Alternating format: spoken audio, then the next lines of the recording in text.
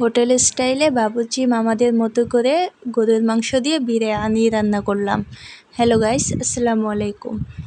প্রথমে আমি প্রেশার কুকারে গরুর মাংসগুলো দিয়ে দেব, এরপরে আলু দিয়ে দেবো মানে 4-5 টুকরো এরকমই।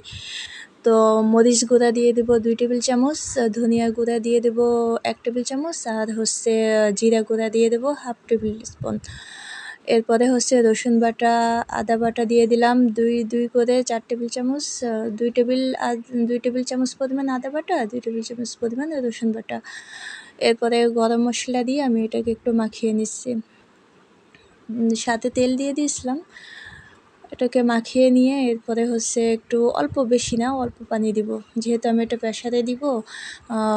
10-11টা সিটি দিলে এটা হয়ে যাবে। তো এই জন্য আমি এটাকে চুলায় বসিয়ে দিছিলাম। যখন একটু বলক আসছে ওই পর্যায়ে আমি মাংসের বিরিয়ানি যে মশলাটা আছে, মশলাটা আমি দিয়ে দিব। সাথে একটু গুঁড়া দুধ দিয়ে দিছিলাম, যেহেতু লিকুইড ছিল না, এই জন্য প্যাকেটের থেকে একটু দুধ দিয়ে দিছিলাম। ওইদিকে আবার আমি চালগুলো মেপে নিয়ে ধুয়ে পানি ঝরিয়ে রাখছি। চালগুলো ঝরঝর হয়ে গেছে। এখন অন্য একটা পাত্রে আমি চালগুলো ভেজে নিচ্ছি তেল দিয়ে।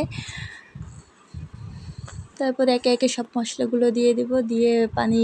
আমি আরেকটা বলি আপনাদের, আমি যে পাত্রে মানে যেটা দিয়ে আমি চাল মেপে নিয়েছিলাম ওইটা দিয়ে আবার পানি মেপে দিয়েছি।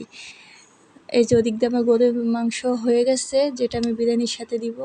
অনেক সফট আর অনেক নরম হয়েছিল।